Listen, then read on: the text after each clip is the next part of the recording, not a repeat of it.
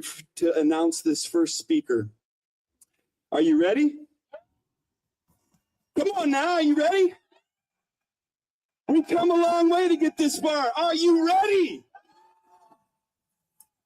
All right, a former criminal prosecutor and civil rights attorney, Dana Nessel is currently serving her second term as Michigan's 54th Attorney General. As the state's top consumer advocate, AG Nessel has intervened in every single rate case that's come before the MPSC since she took office in 2019, saving Michigan ratepayers more than $4 billion and counting. Please welcome AG Nessel.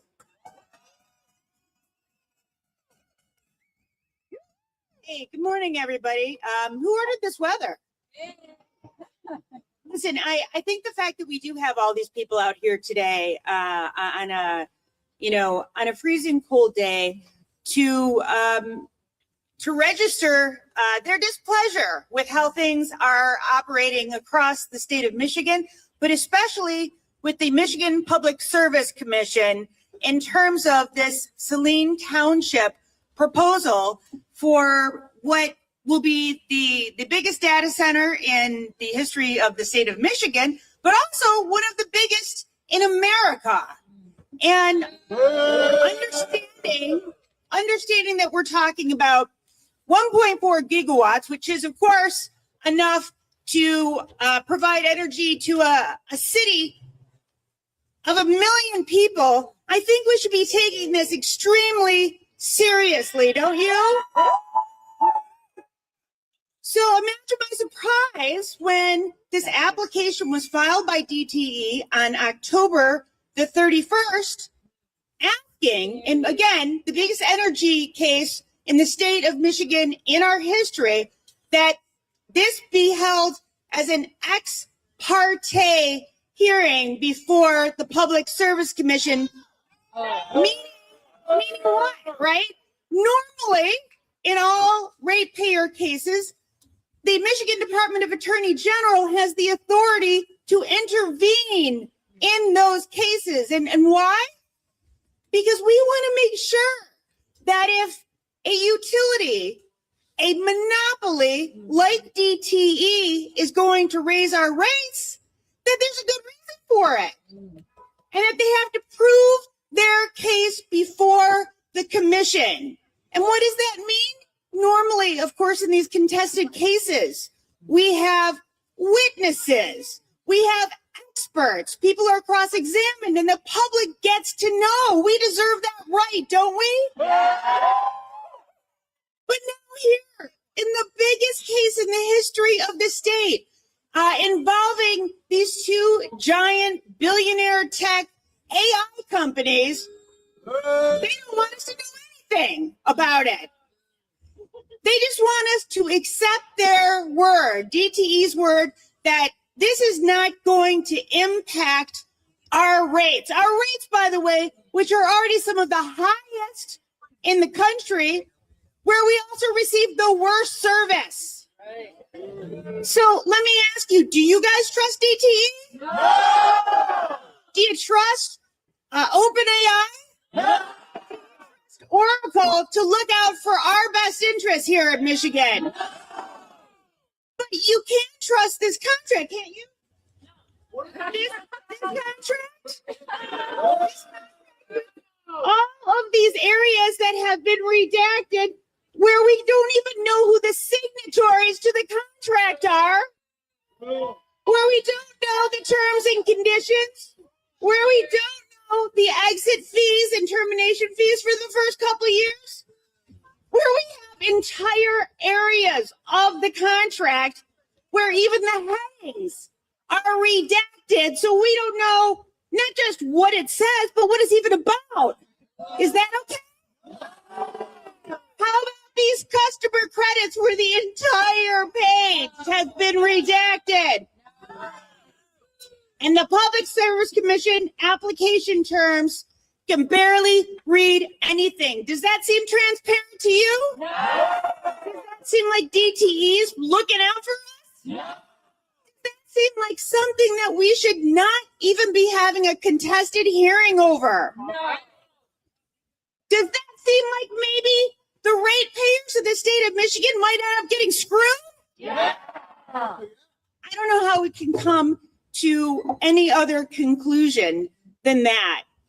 And, you know, with all the things that we are seeing right now and the concerns about whether some of these companies are even going to be in business in a few years, how can we know that if DTE is going to be building all this additional infrastructure, at least $500 million that we know of, how do we know that if these guys go out of business, that we're not going to be left paying the bill? We don't. We can't possibly know that. This could cause an economic catastrophe in the state of Michigan. We could have our own recession just in Michigan because it'll be impossible for businesses to pay the utilities that are going to be so high, and impossible for our state residents to live here because they won't be able to pay for their electricity, because we'll be left footing the bill when these AI billionaires have made all their money and they are long gone. So all we're asking for, it's so simple. Just allow us to have what we almost always have, which is a contested hearing, so that we can actually know what's going on. We're not asking the Public Service Commission just to completely destroy this project. Yes, we just want to know. Well, I understand that, but we just want to know what the hell is going on and what that's going to mean for the people of our state. The Michigan Public Service Commission is there to protect all of us, not just to protect these regulated monopolies. That's what they do every day. Not just to protect the AI billionaires, but to protect us, all of us, the people of the state of Michigan. And I don't think that's too much to ask for, do you? No. So please continue to let your voices be heard. Continue to make comments to the Public Service Commission. Over 5,000 last I saw. The vast majority of them asking, calling for, begging for, demanding a contested hearing in this case. Continue to do that and make sure that all of your elected officials, whether they are state officials, whether they are federal officials, let them know we expect them to take a position on this. We're not going to tolerate their silence, because silence is complicity in this. Yeah. That we expect them to stand up for the people of this state and for them to demand that the Michigan Public Service Commission allow for a contested hearing in this case, so that the truth can finally be shown as to what this project will mean for the people of our state. Can we do that? Thank you, everybody. And let's make sure that we get this right. It is going to create a precedent for all future data centers of this kind. And we need to make sure that it's done in a manner that protects us all. So thank you very much for your work. Thank you for being here, and continue to have your voices be heard. Thank you. Let's hear it for Dana Nessel, everybody.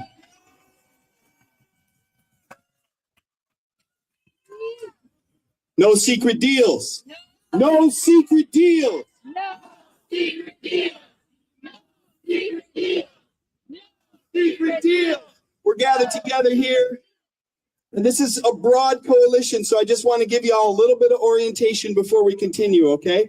We're going to be welcoming. We're going to be curious. We're going to make new friends today. We're going to take these action steps seriously. What is an action step that you just heard from AG Nessel? Public comment. Call your reps. Exactly. So we're going to collect action steps, and we're going to spread the word, and we're going to build the movement. And also, we're going to have a lot of speakers, and most of these speakers are just going to be 2 or 3 minutes. So I want to show you a couple people. Some of you are speakers, many of you actually. So this man here is a frontline organizer from Saline, and his name is Tim. Come on out here, Tim. Tim's helping us stage manage. A lot of y'all, this is your first time organizing, first time stage managing. So if you're a speaker, this is one of your point people to find out when you speak, okay? And the other one is Mitch. And Mitch is wearing, here he is, right here, Mitch Diston, one of the main organizers and facilitators of all of this. So if you're a speaker, you probably already talked to Mitch. He's been working day and night. So look for the guy in the orange hat that says Farm King, and you'll find out when you're speaking. We're going to keep these side areas clear, okay? And we're going to give room to the press. We got a lot of press here. Thank you so much for doing your job and for covering this. We appreciate you. We appreciate your integrity. And we're going to have a lot of representatives speaking. So many people just pouring through. So tune in, and if you're looking to, if you want a sign, if you don't have a sign already, there's a whole pile of them right here, and more on their way. And exactly. And then we're going to have a march at the end. Okay, so at the end of this rally, we're going to march around the Capitol. And for those of us that want to stay a little longer, we'll go inside the rotunda. And we will respectfully make some noise and share our voices. Does that all sound good?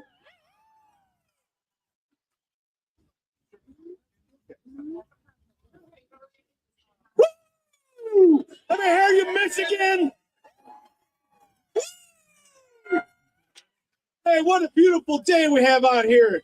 This is Michigan right here. This is why we love the state. Not AI. We love the Four Seasons, not AI. You know, one of the worst things about all this going on is the fact that they're going to eviscerate all the water in our air. But one of the best things is that we get to meet a lot of really cool people we may not have had the chance to meet. And this next person lives probably less than a mile from me, and I didn't know her until just a few weeks ago. She's a real American hero. She's a ex-Marine, Semper Fi. Hoorah! Hoorah! Let's bring her out, Catherine Halshouter.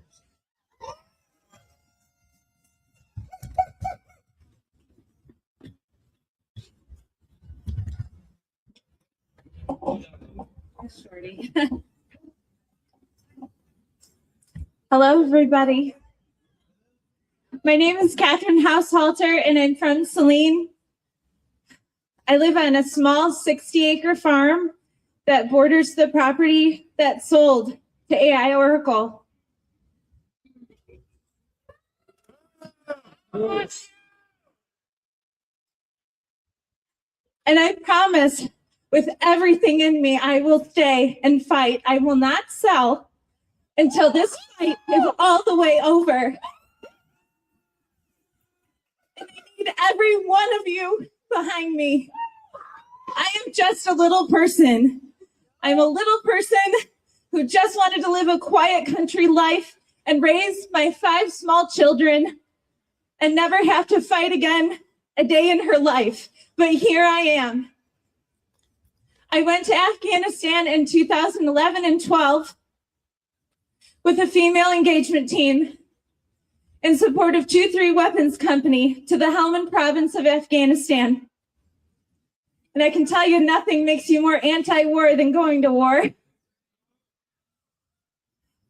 But beyond that, as hard as I fought there, they have no idea how far and how hard I'm going to fight for Saline, for my family, and for my home now.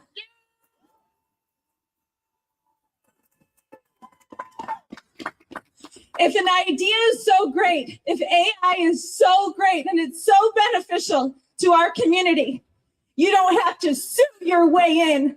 You don't have to force it.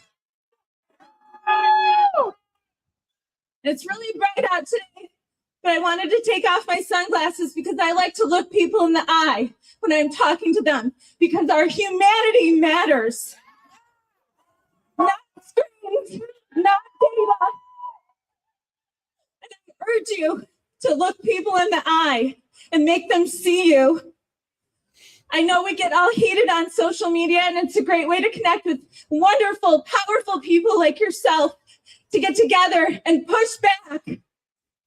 But we also need to remember to show up in person, and that's what you did today. And I'm so proud of all of you. And we have to remember that. Keep showing up. Our resources are at risk. Our water is at risk.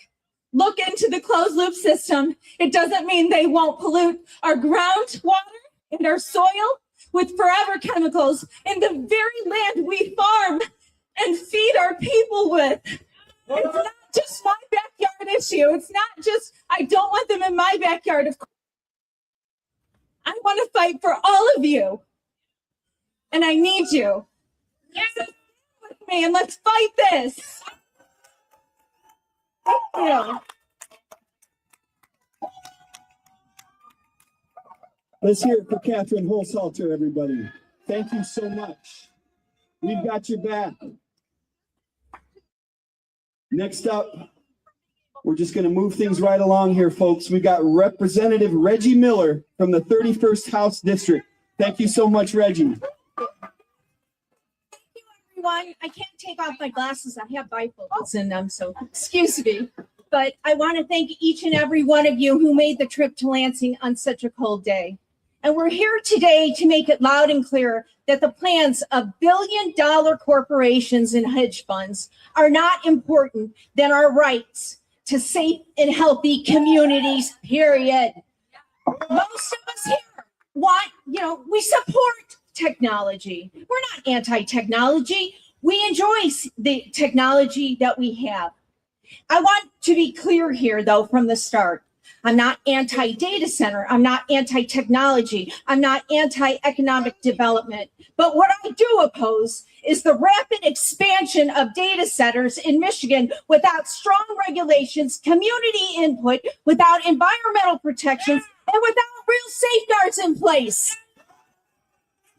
Distinction matters. We are deeply concerned with the surge of data centers. They're popping up everywhere. And because we currently do not have the regulations, the protections and safeguards, and most importantly, the transparency in place to ensure our environment, our health, and our workforce are truly protected, we need to fight this. And without strong oversight, we risk compromising the well-being of our communities, the safety of our natural resources, and the security of good local jobs. After last year's data center credit into law, I voted against it. We've seen the significant increase in data center proposals across Michigan. And this gold rush mentality of building these data centers is pushed on speed and profit over thoughtful planning, public impact, and the long-term consequences and effect of what these will do. Let me be clear about this. No matter what type of data center, whether it's hyperscale, closed loop, air conditioned, each one has significant risks. And they know that. But yet we're continuing with this at maximum force speed ahead. One of the most serious concerns is common sense. It's the water. Many data centers rely on enormous amounts of volumes of water for cooling, no matter what type of data center it is. And that includes closed loop. They need the water too. Yes. And what they're doing, some of the chemicals could be absolutely PFAS, also known as forever chemicals. And once they're in the environment, they're there forever. And that can't be undone, folks. And it's impossible to remove them. We all know that Michigan is home to the Great Lakes, the largest source of fresh water in the world. And protecting that resource is not optional. It's essential. And we've been told the closed loop solves the problem. They don't, not at all. And they're pitched as better, safer, cleaner options for data centers. Problem solved, right? Wrong. No way, no how. And while the closed loop system does use less water, it still requires massive amounts of water chemically treated, which poses a risk to our environment. And at some point, hello, it will be discharged. Where's that going? Too many times residents are left out of the process. Non-disclosure agreements, silence. Local elected officials and residents are kept in the dark until it's too late. We got to do away with that. We got to stop that. And let me be clear about labor. Let's talk about that and the jobs. If data centers are going to be built in Michigan, they should not rely on anti-union labor practices. Michigan should not provide tax credits for projects unless there are clear enforceable guarantees that union jobs will be created and maintained locally. I don't see that. Residents in other states have seen increased utility costs and problems with water pressure after data centers have been built near their homes. Residents are not fully informed or involved in the process until it's too late. And they're told it's a done deal. It's not a done deal anywhere. You decide if it's a done deal. Residents are fed up, and because they're not fully informed, their opinion hasn't been considered. And we know that there will be possible, and we don't know what they'll be, increased utility costs and problems with water pressure and power outages. And I can go on and on. All in all, I'm not anti-technology, but what I am is pro-health, pro-environment, pro-worker, pro-community, and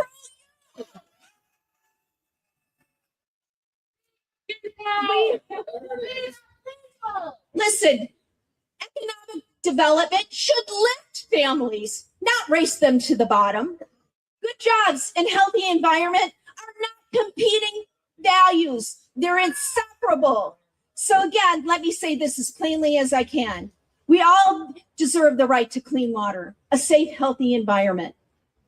And it's our duty to stay vigilant, to make sure our rights and our well-being are being met, not steamrolled by the goals of the world's largest and richest corporations. And I'm fighting for our communities, for health, transparency, union labor, and environmental protections. In closing, I just want to say we got to be loud and clear, and we have to, this is a bipartisan issue, plain and simple. And it takes all of us, because when we unite together, we can move mountains.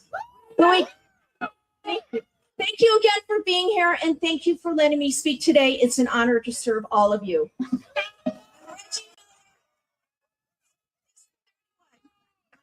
Thank you so much. One more time for Representative Miller. Thank you, Reggie. I want to give a special thanks and chimigwech to Nicole and Andrea for leading a wonderful water ceremony to open this up. We're here at the state capitol. This is also the traditional ancestral lands of the Anishinaabe people. And we are so honored by your presence and so grateful to stand with you in solidarity. Andrea also brought a bunch of warm beverages for everybody. So right over here, grab a sign, grab a warm beverage, open up, warm up. We're going to keep things rolling here. Sean McBrady's been working for clean water for a long time. He's been a big champion. You've seen him right behind AG Nessel on the big Line 5 press conferences. He's been a part of the Oil and Water Don't Mix Coalition, the campaign manager. He's now the executive director of Clean Water Action. Please welcome Sean McBrady.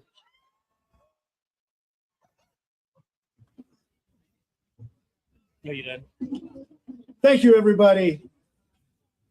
Welcome to Lansing. My name is Sean McBrady. I'm the Michigan Director of Clean Water Action. And I'm overjoyed to see so many people here today opposing this reckless rush of data centers coming into Michigan under the guise of economic development. In reality, we know that data centers have a long history of overpromising and under-delivering on jobs and economic development. So why are they really coming here? This data center rush will only serve to further enrich Silicon Valley oligarchs and DTE executives, while we the people pay the cost in more expensive energy and water and unknown health impacts to our communities. But this latest so-called economic development scheme is a symptom. It's not a cause itself. If we want a government that works for people instead of huge corporations, we have to address root causes while we struggle in community after community across our state to protect each other from the symptoms. I'm proud to be here with you all today because we've come from across the state and across the political spectrum to protect each other and to protect our homes. Now, data centers have been proposed here as an economic development opportunity. We've been threatened that if they don't come here, someone else is going to get them instead. But what exactly are the tech giants behind this data center boom offering? We've already given them sales and use tax exemptions. We know they're also going to game the system to take advantage of property tax exemptions and any other tax exemptions they can. And the billionaires who profit from these data centers are already taking advantage of every tax break they can while they rig our political system to extract maximum benefits for themselves while the rest of us pay the price. The union jobs they are offering here are only available during construction. Afterwards, there are few jobs to be had from data centers. Why not hold the billionaires accountable for the taxes they owe and have our union workers build affordable housing instead? We could have every union worker in Michigan employed if we decided to invest in fixing our outdated water infrastructure and building enough affordable housing to support our population. But that doesn't happen because there's no profit in it for those at the top. The tech giants are building data centers here because they're coming for our water. DTE and Consumers Energy are helping them because they want a huge increase in energy demand to bolster their already obscene profits. The root cause of this kind of economic development is political corruption, plain and simple. Here's a more detailed breakdown of how exactly data centers came to Michigan. The last time every state representative and state senator who works in this building was up for election was in 2022. And that year, DTE made contributions to 138 out of our 148 state legislators. After that, in 2023, the legislature passed clean energy laws that were so weakened and corrupted by utility influence that Clean Water Action and Michigan environmental justice groups opposed the bills when they were on the floor for a vote. One of the provisions that utilities ensured was included in the final version was a provision that if there was enough of an increase of power demand on the grid, they could blow past clean energy goals and build new gas plants. More expensive energy for us and more profits for DTE and consumers. Then, in 2024, many of the folks here, environmental groups and grassroots advocates, fought the tech industry to a standstill over this huge tax giveaway to big tech for data centers. And all of a sudden, DTE came to their rescue, exerting their leverage over our elected officials who are supposed to be representing you and me, and ensuring that Silicon Valley oligarchs get their tax giveaway at our expense. The monopoly utilities in Lansing have the best representation that their money can buy, while we, the people who are supposed to be represented by our state elected officials, are literally and metaphorically left out in the cold. Data centers here mean that DTE gets new gas plants and you and I get stuck with the bill. Without the extreme corrosive influence of corporate money in politics, we would not have to be here today protesting. This is a systemic, bipartisan problem. Recent reporting in the Detroit News shows that our Democratic Governor Whitmer received $550,000 from a DTE-associated group in 2024, while the same group gave Republican House Speaker Matt Hall $750,000. This is why Clean Water Action and our allies across the state have joined together for a nonpartisan solution. We have folks moving through the crowd. We have a table back there collecting signatures for the Michiganders for Money Out of Politics ballot initiative. Mop Up Michigan is our best chance to come together and tell those who are buying our democracy that their time is up and that we, the people, are taking back our power. If we succeed at the ballot in 2026, monopoly utilities will no longer be able to buy elections. Those in power do not want to see this make the ballot. Silicon Valley tech billionaires and DTE executives want to keep you and I on the hook for data centers that benefit them at our expense. Keep that in mind while we continue to organize locally against these data centers. How many people here have seen your utility rates rise in the last year? Everybody. How many people here want to see your utility rates continue to rise while our utilities rake in record profits and Silicon Valley billionaires who have never so much as stepped foot in Michigan steal our natural resources? Hell no. If you're ready to stand up and fight back against the monopoly utilities that have bought our government and put us in this situation, go see our table in the back and sign up. We'll send you home with petitions. We need everybody collecting signatures if we're going to make this happen. Right now, if you're here today, whether you're a Democrat, a Republican, or an independent, whether you're here from Detroit or the Keweenaw or Ironwood or anywhere in between, if you're fed up with huge corporations like Microsoft and Meta and DTE and Consumers Energy having all the power in our government, if you want to ensure that something like this data center scheme never happens again, go see our volunteers. If everyone out here today is collecting signatures from events you're already planning to attend, we will make the ballot and ensure that Michiganders can choose to take back our power in 2026. I am so thrilled to be in this fight together with all of you, and together we will win. Thank you for being here today. Sean McBrady, everybody. So you heard it, the veil is getting lifted. Who's the #1 campaign contributor in Michigan politics? DTE. Mop up Michigan. This is a generational opportunity. We're not going to miss this opportunity. So pass around those petitions. Raise your hand if you got a Mop Up Michigan petition right now. Raise them high. Look around you. Sign the petition and become someone who's spreading these petitions right there. This is an opportunity for us to take the money out of politics and breathe life into our democracy. It comes from us. It comes from the ground up. The power's from the ground up. And we came here to give a mouthpiece to the power that's coming from the ground up. And in that spirit, please welcome Tim Bruno from Saline, Michigan.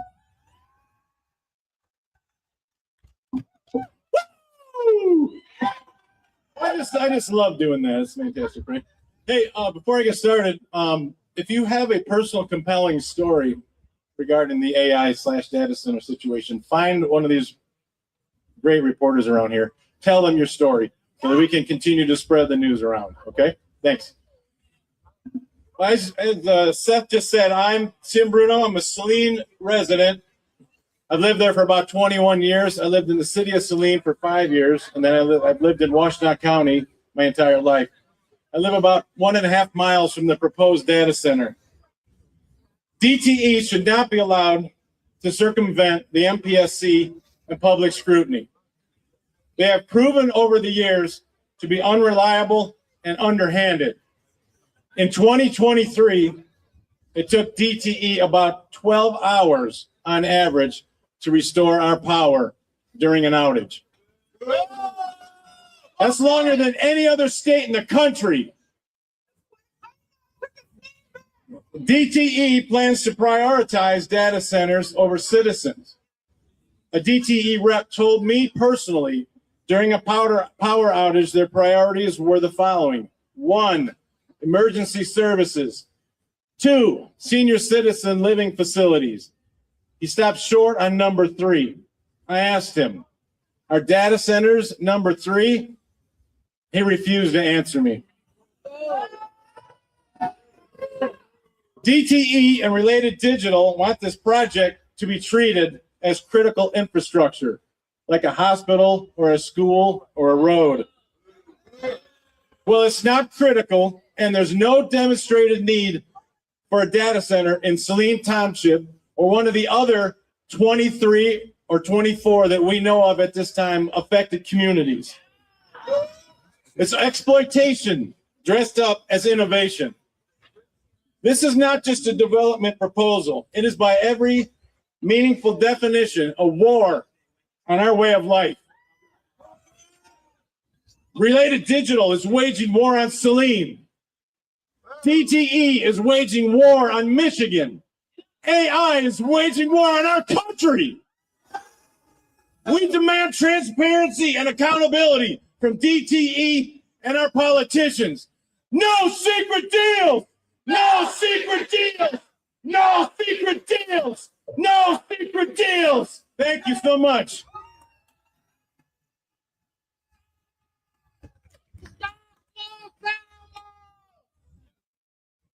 Thank you so much, Tim. Moving things along here, I asked Representative Jim DeSena how to pronounce his name. He said, just think insane for running for public office. That's how you remember it. But I want to say we're so grateful to the people who ran for public office, hold public office, and listen to the people, right? And some of you out there are going to run for public office in 2026. Am I right? So please join me in welcoming Representative Jim DeSena from the 29th House District.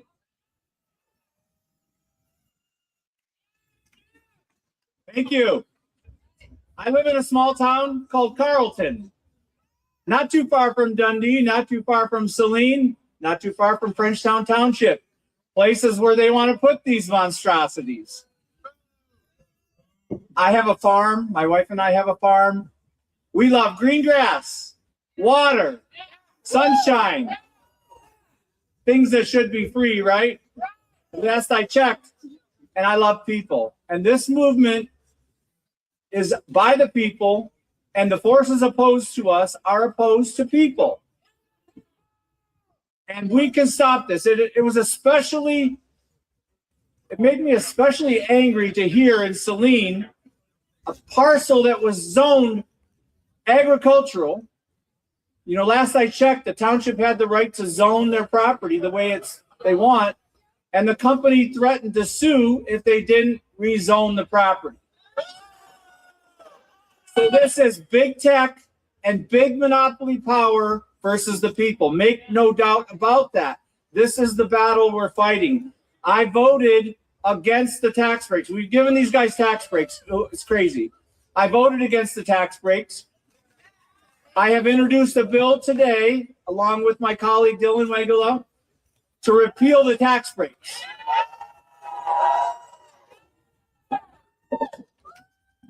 The flood of these data centers came in shortly after we passed the bill giving them the sales tax breaks. Corporate welfare should end in the state of Michigan now. Take back our power. Sean mentioned it a little bit. It's about stopping these companies from donating to politicians. These politicians, when you come to Lansing, you can take their money and you can choose not to. Those that choose not, which I am one of, you won't get donations from even a lot of the other conglomerations that all support this.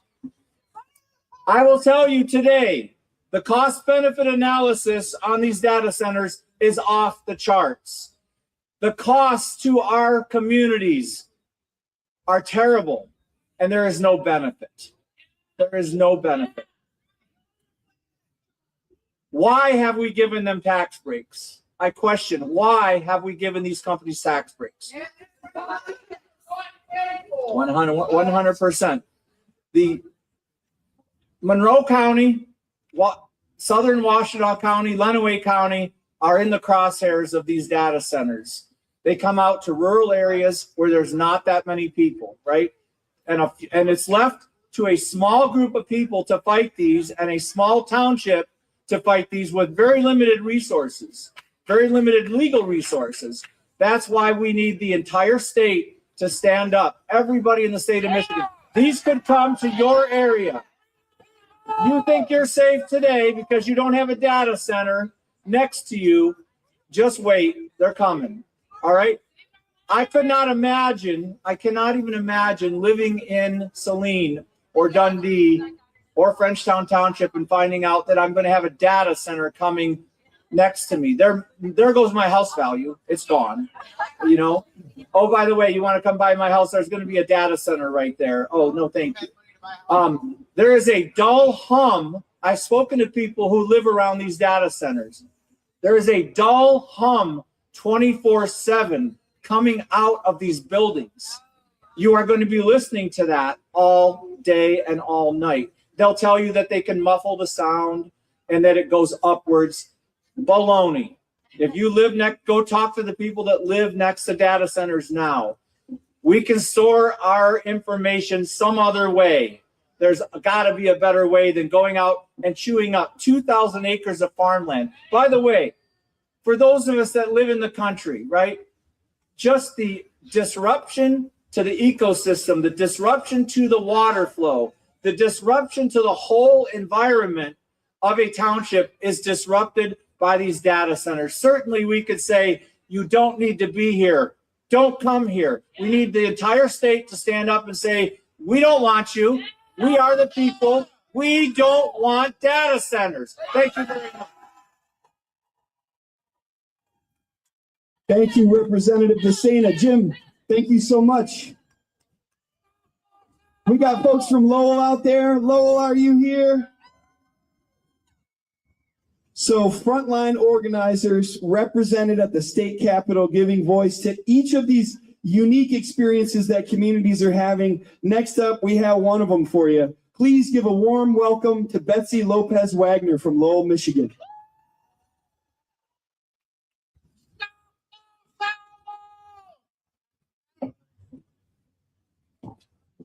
All right, good morning.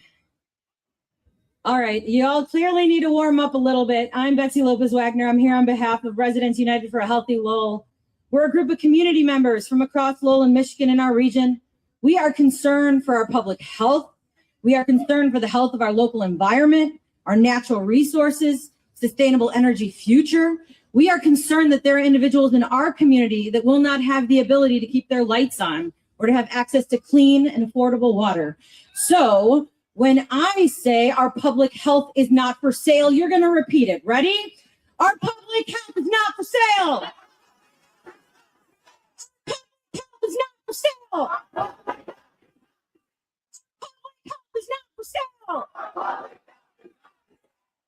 That's right, y'all. Big tech wants our community in Lowell, Michigan, and our Great Lakes allies are saying no.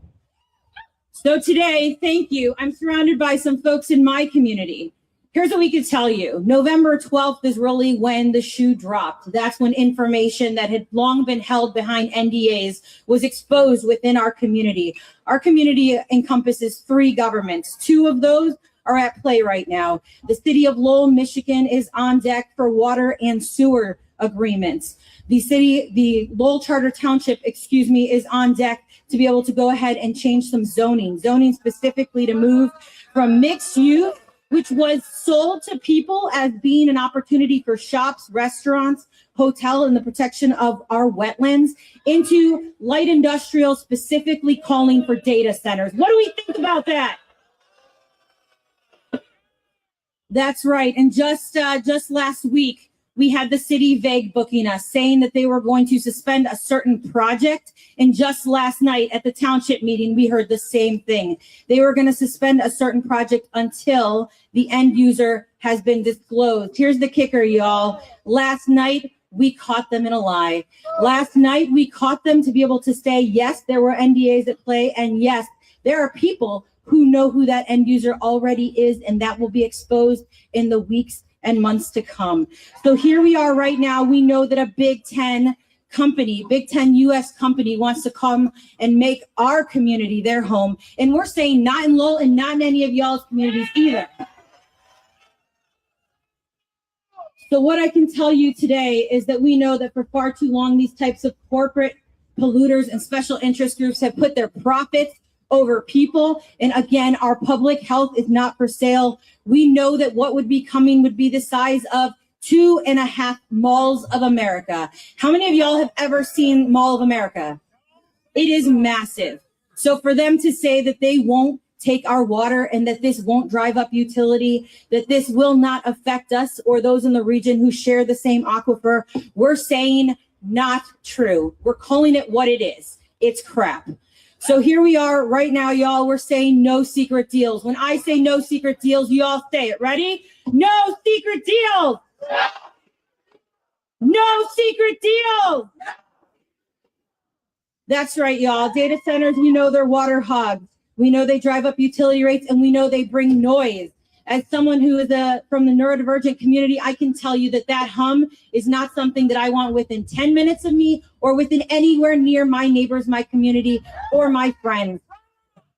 Thank you. As we've heard, people are coming across different ideologies. Well, here what we know is that Residents United for a Healthy Lowell, we look at each other as our neighbors. We care about the plight of our neighbors. If you're in this for the environment, if you're in this for your community protection, the protection of your farmland, if you are here because your indigenous ancestors are screaming inside your soul and telling you to protect that land, we are here for you, and we are grateful for all of you all today. Thank you. Again, we will be here to be able to fight your fight with you, and I'm grateful to the folks that are up here with me today, and to you all who are here. Again, we are in your fight, so one more time. Our public health is not for sale.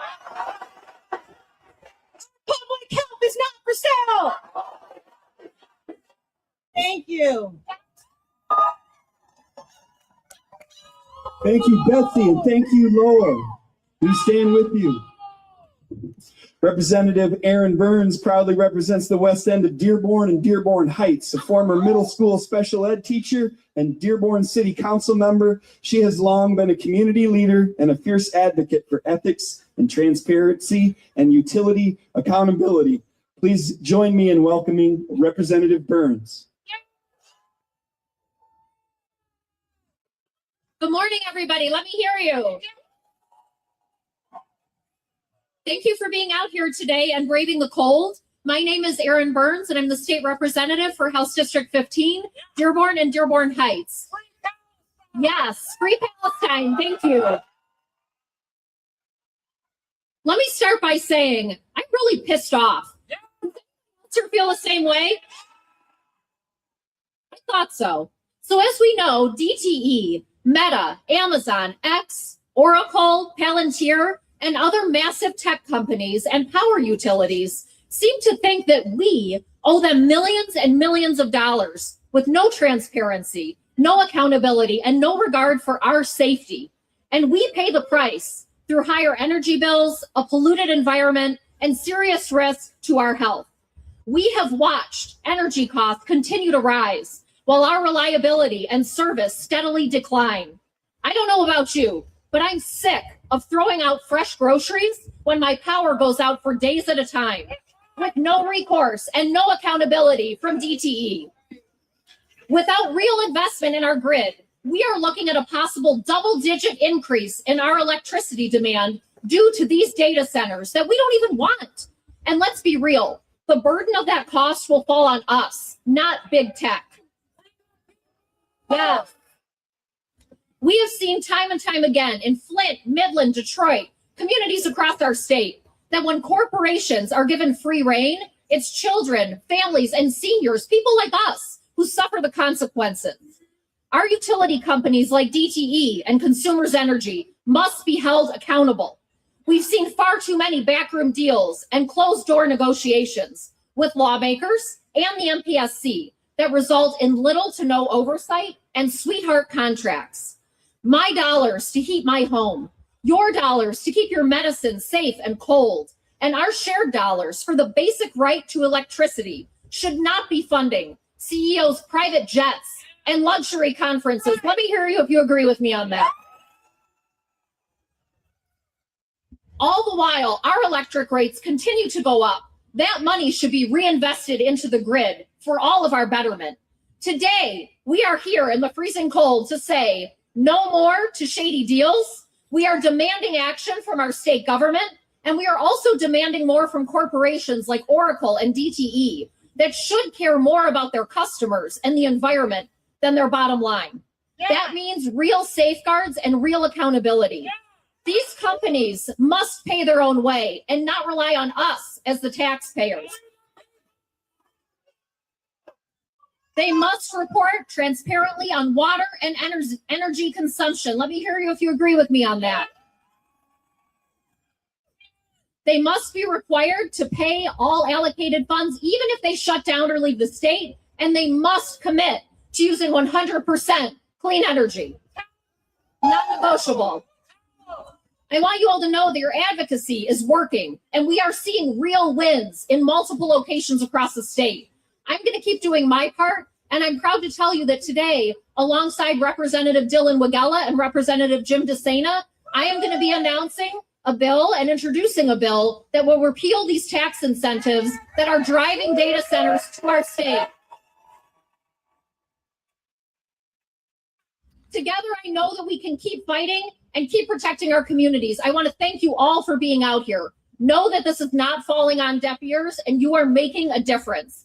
Again, thank you for being here. Let's stay in this fight, and let's keep up the fight together. Thank you all so much.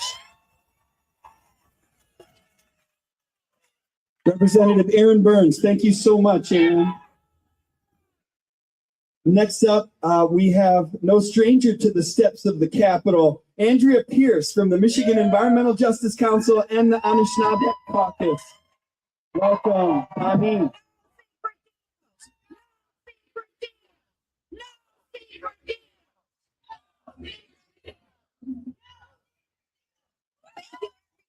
I got to lift this stone on because I forget how tall I am. So I'm Andrea Pierce. I'm a tribal resident citizen of Little Traverse Bay Band of Wadala Indians. And I live in Ypsi Township. And stop Los Alamos! Exactly. Stop Los Alamos and U of M. Why is a university funding and being part of data centers? What does that have to do with the health or the education of our people? Nothing. And again, another secret deal. They have signed NDAs, non-disclosure agreements. I've heard ours is to be, not ours, Ypsi Townships that we are fighting is supposed to be for surveillance. But with two nuclear companies involved, I'm scared of that one. I really am. So I'm going to talk about Bill 5362, which was introduced last week by Representative Jimmy Wilson Jr. from Ypsilanti Township. He's trying to take back the $144 million that Gretchen Whitmer gave to them, U of M in Los Alamos. 5362, contact your House rep and senator. We need that money gone. If they don't hit the money, it makes it harder. And ours in Ypsi, 144 acres of old ground trees. And they're going to try and say, oh, we'll give you new trees. New trees are not as good. We want the old ones that know how to work this.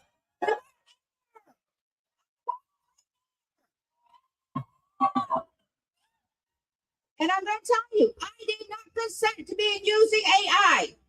I have not consented. My one morning, my computer's changed. I did not consent to this. So when they tell me, oh, you're using AI, I'm like, prove it. No, I don't.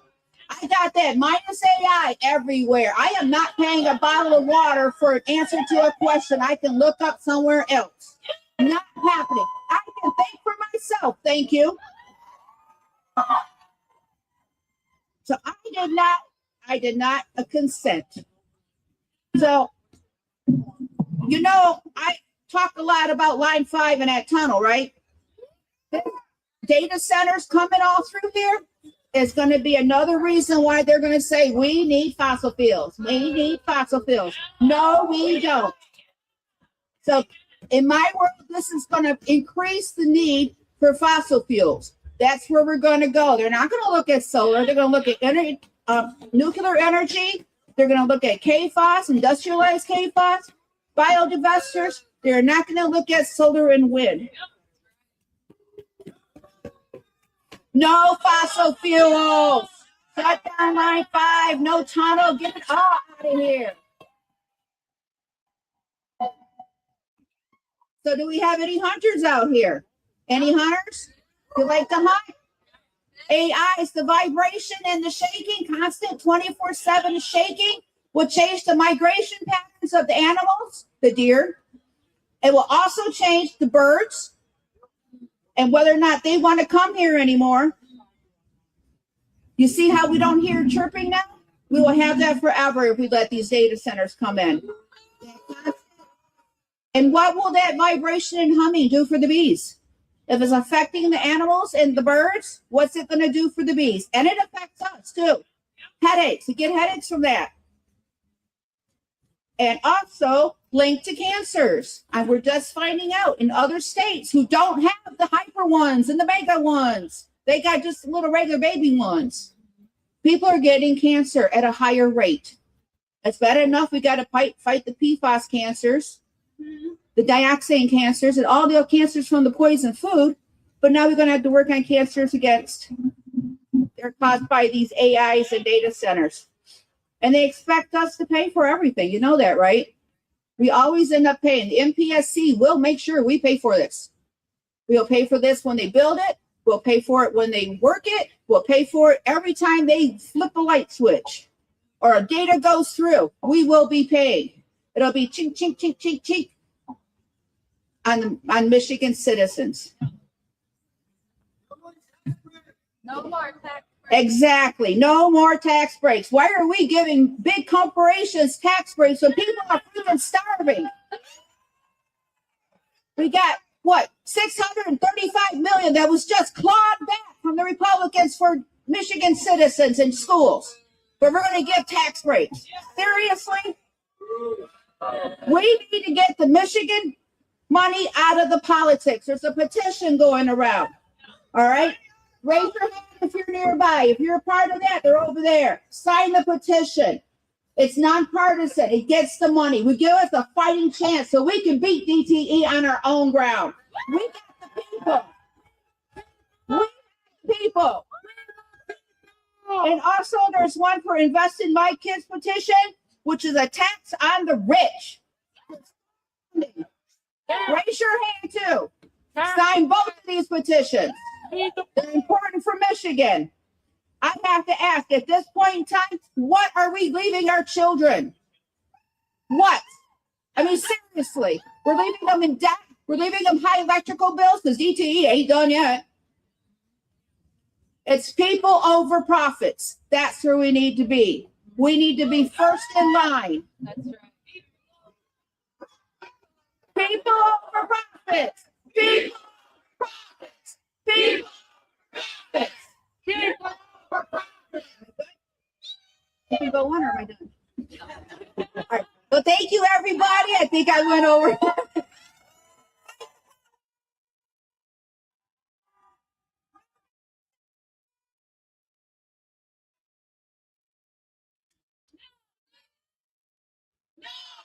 Centers. No data centers. Hey, there's a bunch of people out there that have community signs from all the affected communities. If we could have you come up here right now, please. If you have one of those signs, please come up here and line up behind the podium.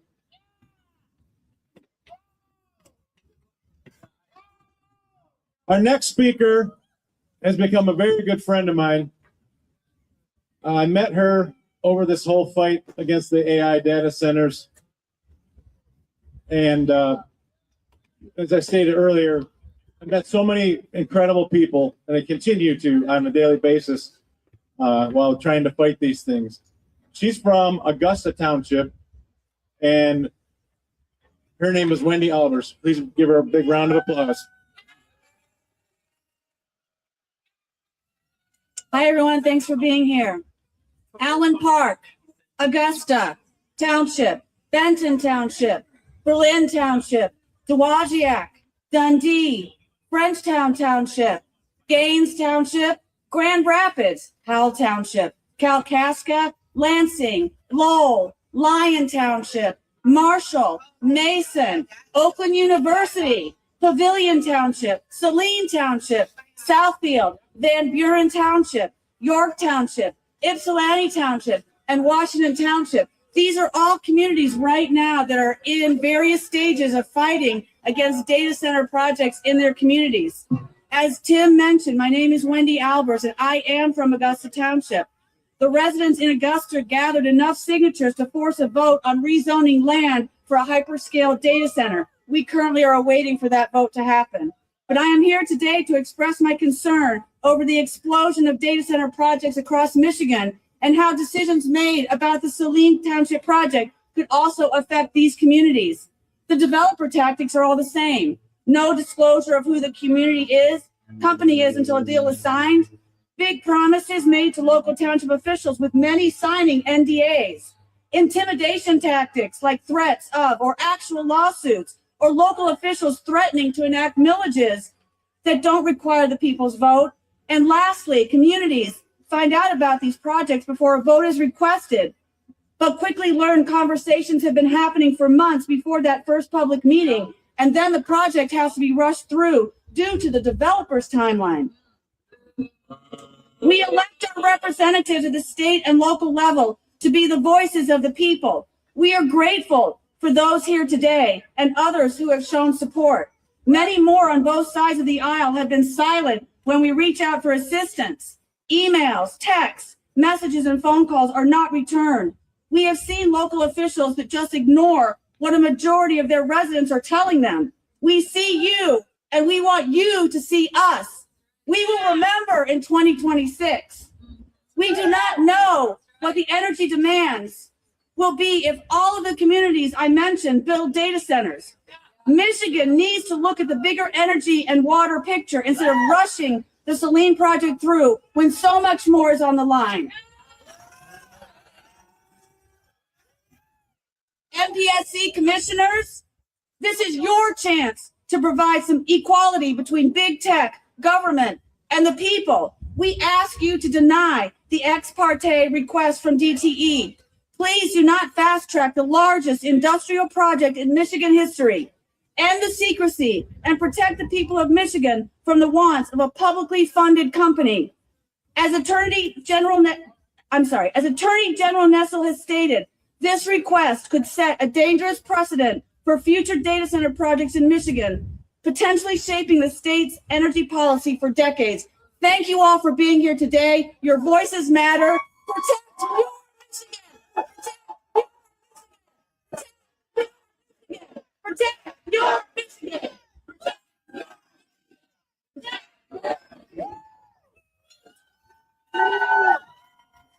Big hand for Wendy, everybody, and everybody up here. You guys are heroes. Come on now.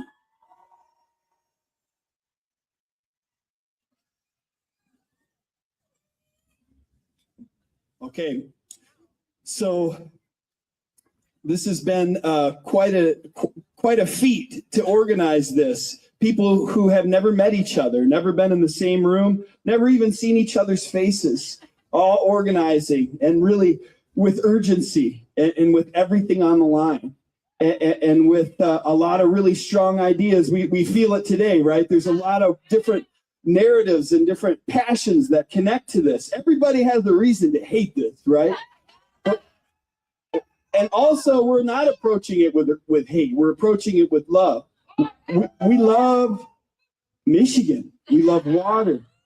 And really, to organize all of this and facilitate this, someone had to put their name on the line and rent this place. And that person is going to speak to you next. And he came to me and he said, there's some people who want to do a rally at the state capitol. Here we are, 2 weeks later. Please put your hands together.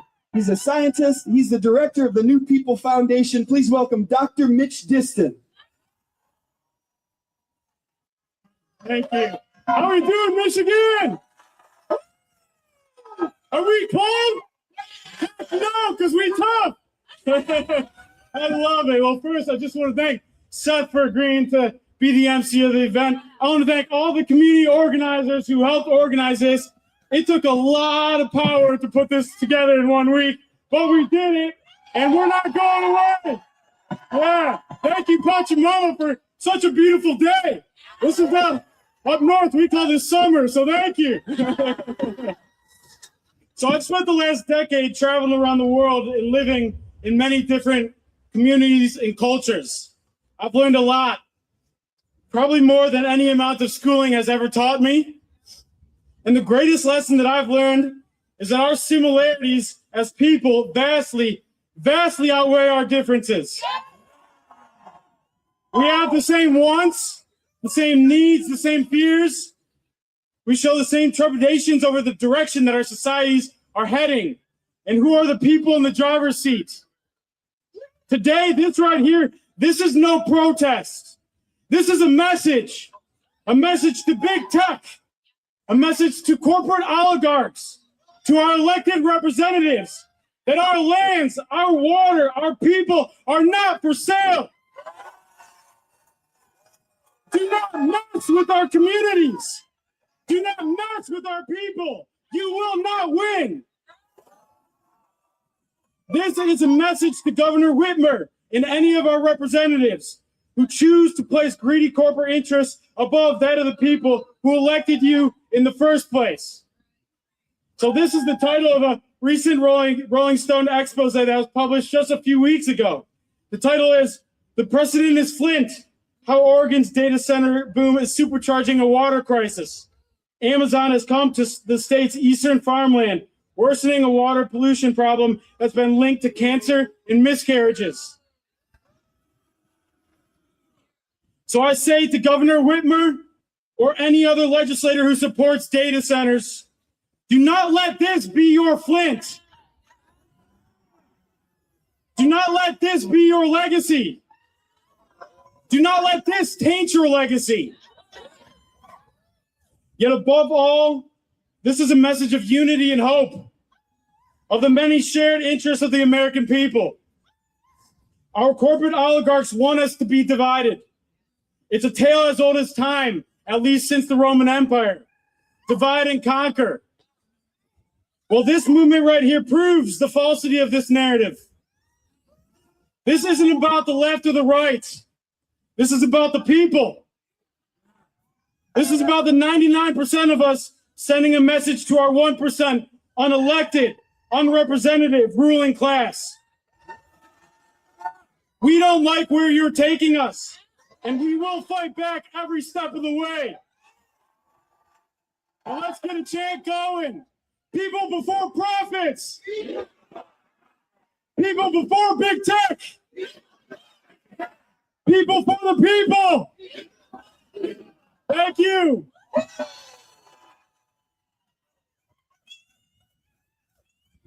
One more time for Mitch Diston and all these warriors up here.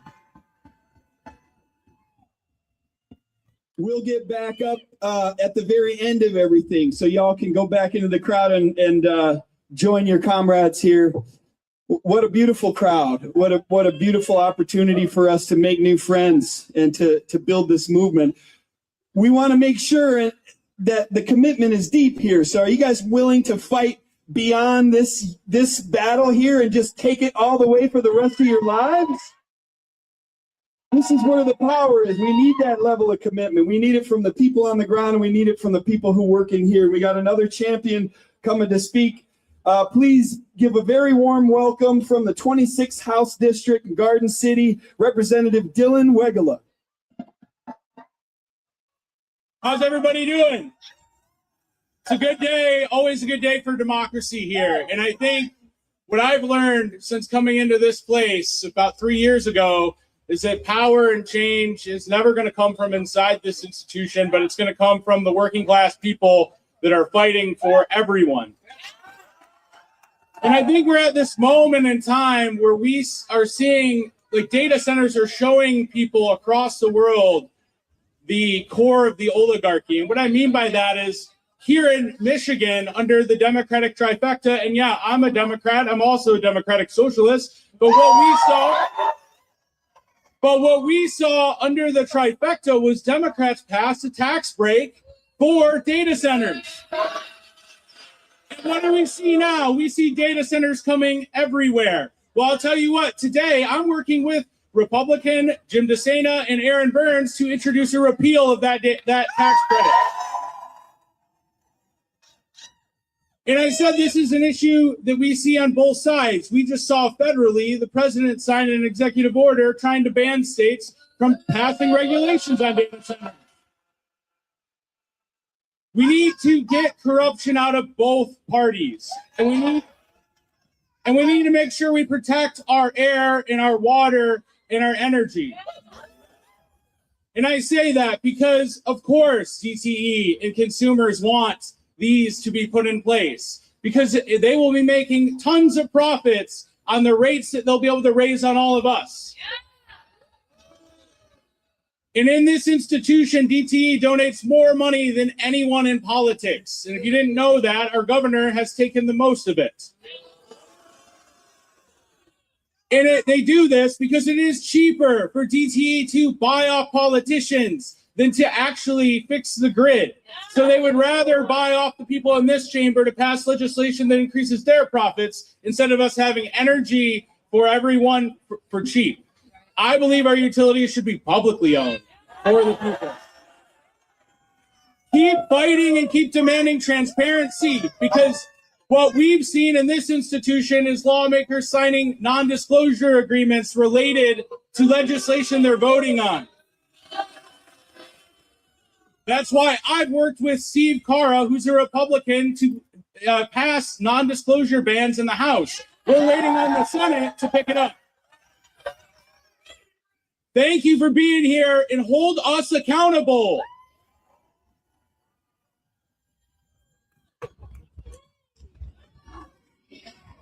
No NDAs. No NDAs.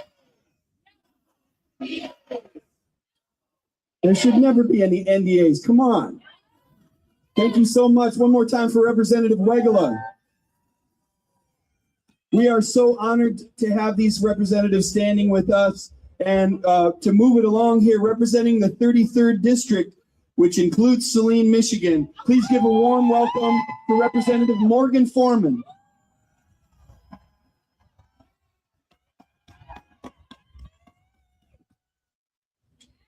Hey, everybody. Good morning. Is it still morning? It's still morning, I think. All right. Thank you for being here on this blustery, cold Wednesday or Tuesday here in Lansing, right? So my brain cells are freezing because it's freezing out. But honestly, who remembers a December like this anytime in recent history? No? Why? Climate change, right? And so we're experiencing a lot of the effects of that, especially here in this Great Lakes state. So as stated, I'm State Representative Morgan Foreman, and I have the honor of serving the 33rd House District, which includes Saline Township, where the OpenAI data center is proposed. Recently, DTE Energy asked the Michigan Public Service Commission to skip public comment and fast track the project, but that simply cannot happen. I have been firm in my stance since the project was announced. Our voices must be heard, and the voices of the community must be heard. I have called on the MPSC to reject DTE's request and urge them for a transparent process that ensures concerns about the environmental impact and energy costs are properly addressed. I've talked to my colleagues in other state chambers and provincial chambers all the way to Manitoba, and they express concern, especially about our water resources in the Great Lakes region. The very fact that all of you are here today is proof of the need for and the value of public input. You have concerns and are making your voices heard. This is exactly what the process is, and this is exactly what the MPSC and DTE need to see and have to take into consideration. If these type of things are going to come to Michigan, it has to come with transparency and the public interest and voices in mind. We the people. They need to work on the public to build the public's interest and not erode it by shutting us out completely. I was tagged in a video where I was seeing construction has already begun. We see these developers trying to circumvent the very community where the data center would be built. I've heard from my community, and let me assure you, though other voices got louder than mine, though other letters went viral, though other things got heard, I have been on the front line since the beginning of this. When I heard about the data center, the approval of the project, 7 minutes before it was announced to the public. The environmental impact that this could have through water and increased energy consumption and the worry of my neighbors, that this will increase their energy bills when costs are already too damn high is a big concern. These issues must be addressed. We cannot have a rush development. And we're not only here today to talk about data centers. This is setting a precedent for companies to think they can come into Michigan and do whatever they want to do. I'm so proud of all of you being here today and for refusing to let your voices be silenced. We have a long road ahead of us, and I'm hoping that we can do something to stop this. But thank you all for being here today, and let's keep fighting together to ensure the voice of every single Michigander is a part of the process. This is our home. Thank you. One more time for Representative Foreman. Thank you so much.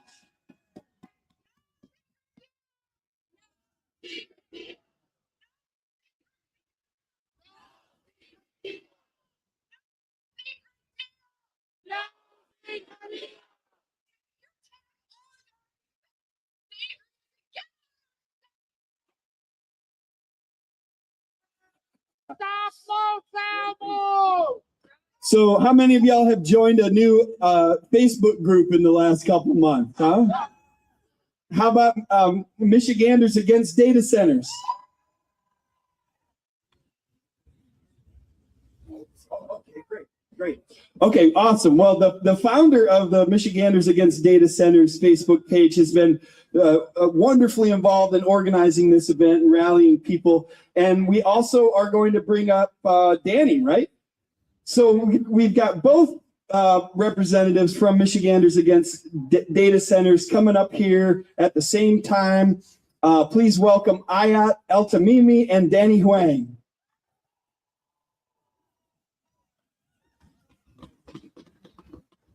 Good morning, everyone.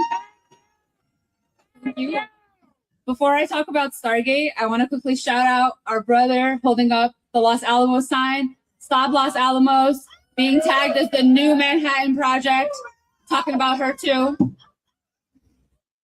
As they mentioned, my name is Ayat El-Tamimi. I'm a public health researcher and a member of Michiganders Against Data Centers.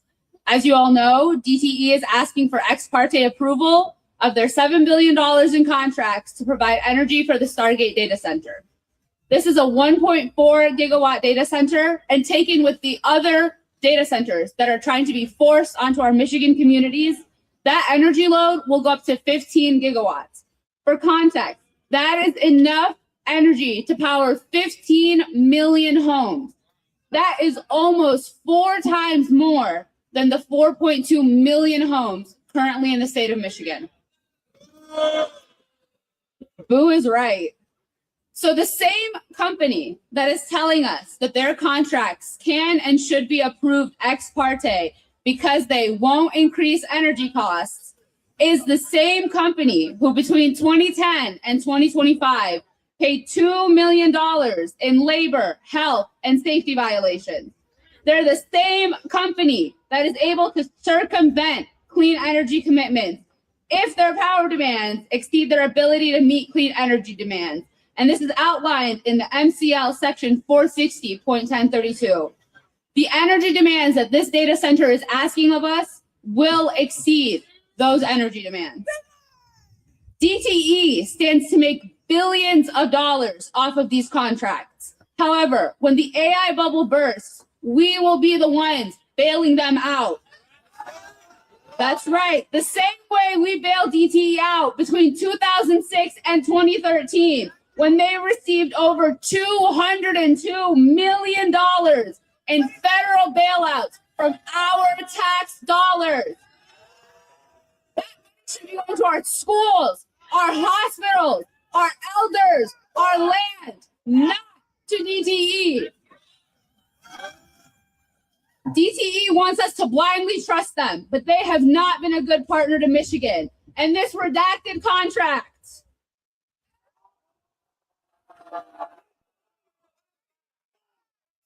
pages and pages of lies and redaction is not where they will start. They have shut off the electricity on more than 60,000 Michigan residents. this week, in this blistering cold, they have shut off the power on residents of the Leland House in Detroit. That is not a company who has our best interests at heart. The secrecy and lies go farther than just DTE, however. New York-based real estate developer Related Digital and their parent company, Related Companies, have been plotting on Michigan since at least 2022. At least 3 years of their lies and secrecy. Just this year, they sued Saline Township to rezone 575 acres of our precious farmland. This data center is being forced on Saline. It is being forced on Saline to power AI, an industry that is neither artificial nor intelligent. It is built on exploitation of our knowledge, our data, our privacy, our land, our water, and our air. It's an industry whose main functions are: 1, to create internet slop; 2, to create pornography that's damaging our children; 3, surveillance of our communities; and 4, war making. And to quote our sister from earlier, nobody becomes more against war than those who have lived through war. Just this summer, OpenAI signed a $200 million contract with the Department of Defense to use their AI for, quote, war making. They're destroying our communities here to use AI to destroy communities around the world. This is a planetary fight we are all connected in. And as today has shown us, we are stronger together. We are united in the fight to protect our communities and all communities suffering as a result of AI. We must reject the ex parte approval. We must reject DTE secret deals. We must reject Jocelyn Benson and Related Digital's complicity in this process. And when the AI bubble bursts, we will not be able to eat, drink, or breathe a data center. So we must reject the ex parte approval. We must reject the data centers destroying our communities, clean air, and water, while we foot the bill to line the already swollen pockets of DTE, OpenAI, Oracle, and Related Digital. And to end this, I will end it with a quote from one of our siblings who spoke at the December 3rd MPSC hearing. AI is not the future. Our children are the future.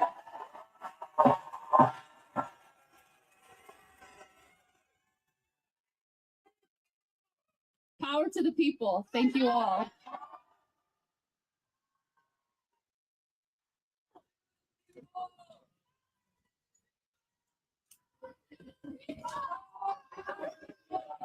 Power to the people! Power to the people! My name is Danny. I used to work as a financial reporter.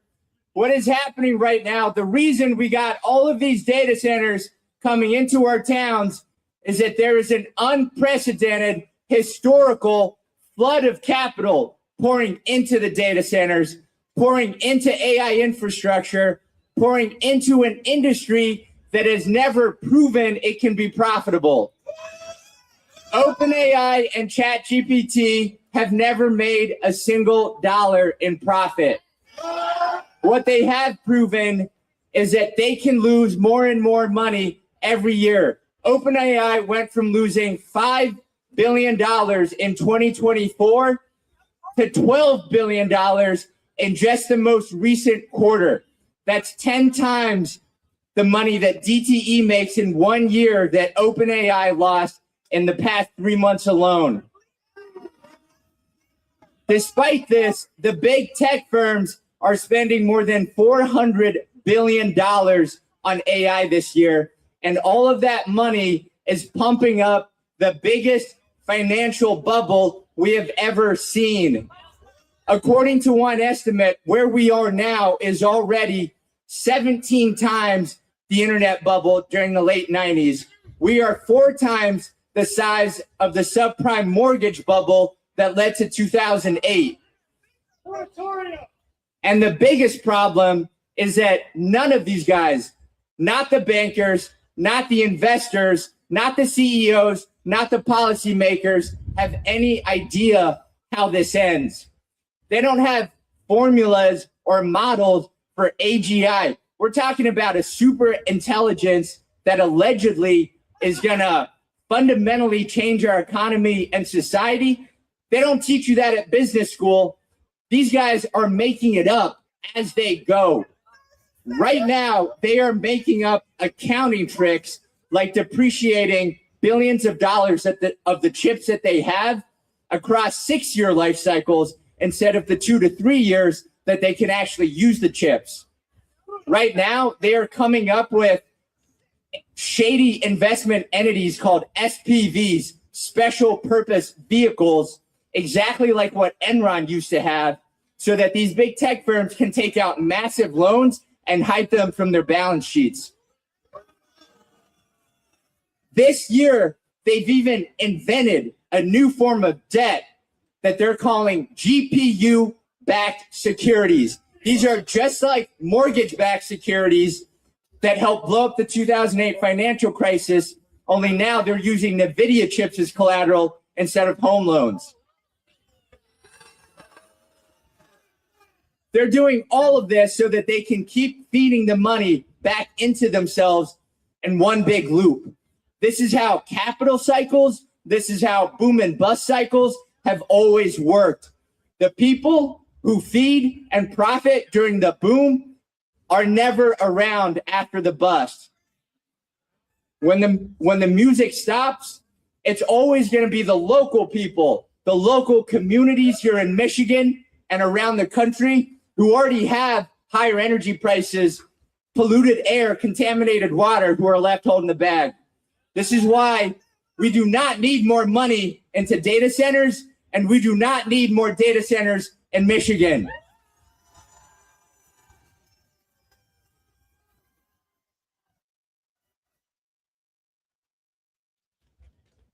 One more time for Michiganders against data centers, y'all. Thank you, Aya. Thank you, Danny. So, keeping things moving here, we have Brian Smigielski from the Sierra Club, and they have been central as an organization in every major battle here to protect the Great Lakes and Mother Earth in Michigan. And Brian has an analysis that's been very valuable to us as organizers, kind of piecing things together from a policy standpoint and an organizing standpoint. He's a scientist and a researcher, community organizer. Please put it together for Brian Smigielski from the Sierra Club, folks. Thank you, everybody.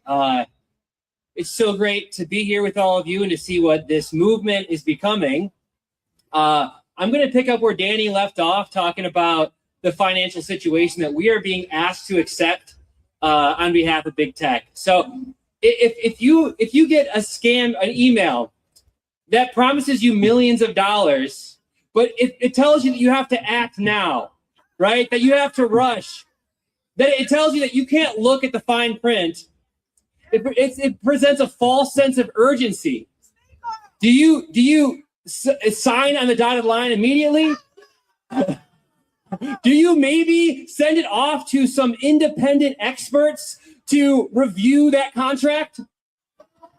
Do you start building $500 million in a public energy grid without any guarantee?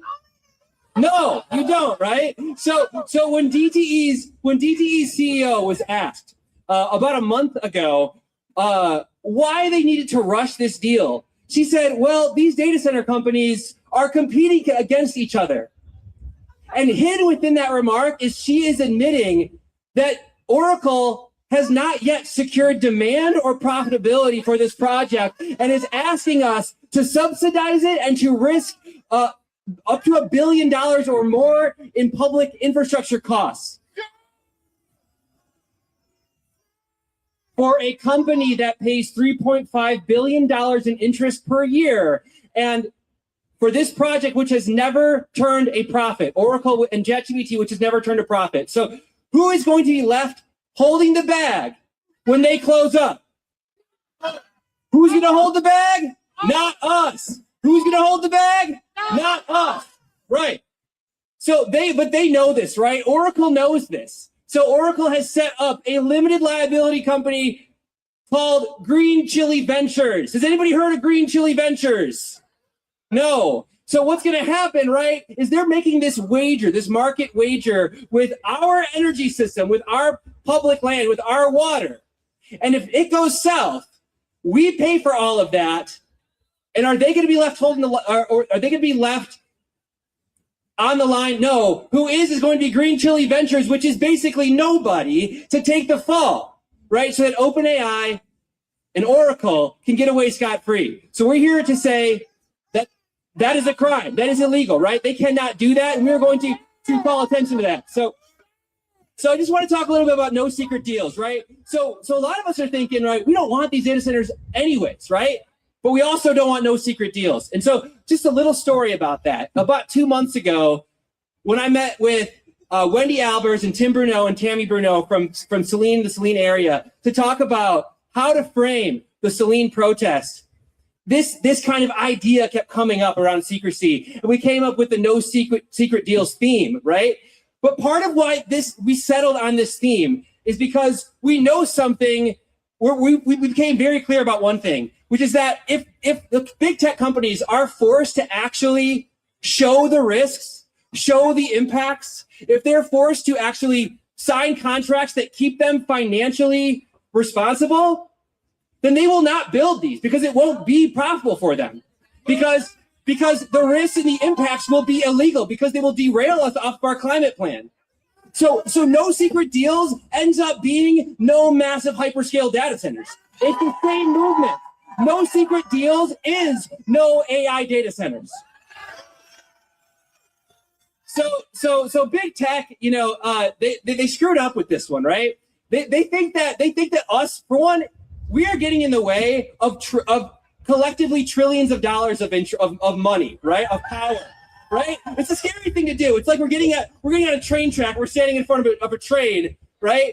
And the reason is, well, they want us to think that we are standing in front of their rocket ship and they're going to go to the moon in profit, right? But we know that we're standing on a runaway train that's about to go off of the rails, it's about to go off a cliff, and we've banded together, right? And so, but they screwed up, right? Because this is bringing together people from across the political spectrum. They are used to being able to keep us fighting each other, and we are very clearly linking up on that train tracks, left and right, together, united in this fight. Left and right, united in this fight. Left and right, united in this fight. Left and right, united in this fight. Yeah. So what we have done throughout the past 6 months that is climaxing here and is going to continue getting bigger is we have created a moment where dissent from the political and industrial power structure is possible. We have made it possible for 20 legislators to go out on a limb and oppose Gretchen Whitmer and to oppose Oracle. We have made it possible for the Michigan Public Service Commission, the commissioners, Scripps, Paratic, Myers, to go against the will of the political establishment. We have made it possible, but we don't know what they're going to do yet, right? And usually it would not be possible. They're afraid of lawsuits. They're afraid of losing their job if they go against this. And they've never been able to go against this much political and industrial pressure before, but we have made that possible. So we are in a very special moment right now. In 12/18, they are going to make that decision. And we need to be ready to lift them up and heroes to help them fight the commissioners, right? They can be our allies. They can be our heroes. They can fight. They can put their careers on the line. They can put themselves in front of lawsuits by billion-dollar corporations. But they can also see this movement and they can break our trust. And that's the last chance they're going to get. If they approve the ex parte secret deal, that is going to be an earthquake through our political landscape that will turn into a tsunami that reshapes the political landscape in Michigan and across the country. Left and right, united in this fight. Left and right, united in this fight. Left and right, united in this fight. No secret deals.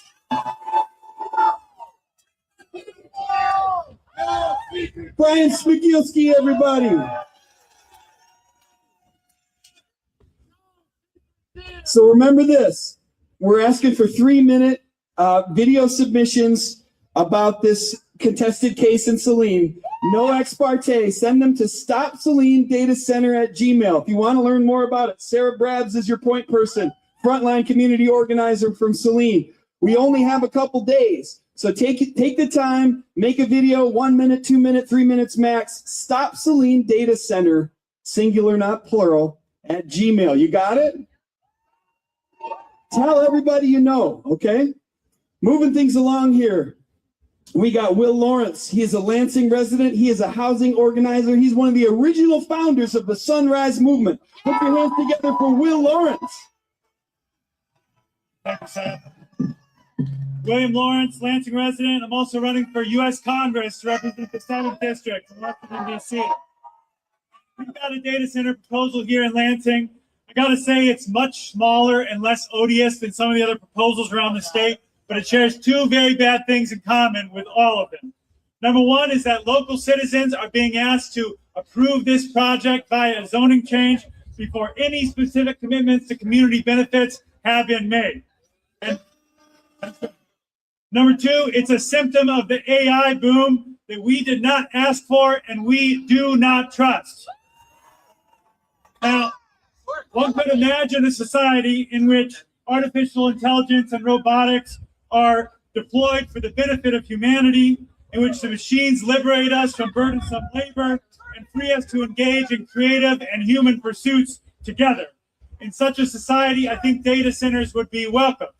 But we do not live in that society.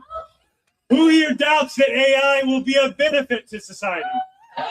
Who here doubts that Elon Musk and Mark Zuckerberg and Sam Altman have your best interests at heart?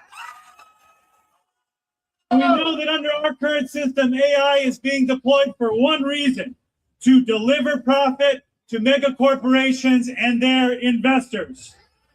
The profit comes from putting people out of work and removing your salary from your employer's balance sheet. Experts think that AI could put millions of people out of work over the next 5 to 10 years. But don't worry, says big tech. We're going to create so many jobs building the unemployment machine. They'll call you Luddites, and you should wear that as a badge of honor. The original Luddites were workers who smashed machines that were being deployed to put them out of work and deliver inferior products. And meanwhile, I'll say that big tech has bought so many politicians, Democrats and Republicans, under the shroud of these secret non-disclosure agreements that it's suspending democracy itself to push these projects forward. But don't worry, say the politicians. Suspending our democracy is the only way we can defeat undemocratic countries in an AI arms race. You see the irony here? So we are in a war for the future, but it's not against any other country. It's the people against the tech billionaires. And the winners will be the people who portray our version of the future as inevitable. The big tech CEOs, they want us to believe that AI supremacy is inevitable. Do not believe them. Do not believe them. Because we say the resistance is inevitable and we will win. The future is not generated by a machine. The future is human. The future is our children. The future is our land and water. And the future is offline, here in the real world.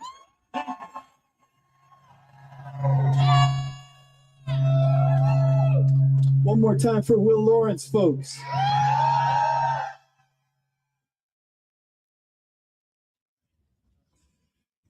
Next up, we have another incredible leader from the Anishinaabe Caucus who also works with the Clean Water Action and was a part of our water blessing ceremony this morning.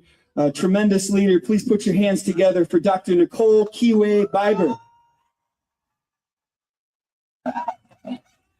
Ani Baju, Nicole Indigenous Cuz, Kwejong and Dojaba, Waganakasino Da, Anishinaabe Kwe, Mishike Dodam. So I'm Turtle Clan. I'm with the Little Traverse Bay Bands of Odawa. And looking out here and hearing in the different communities, people giving their public testimony sounds a lot like hope and feels a lot like hope.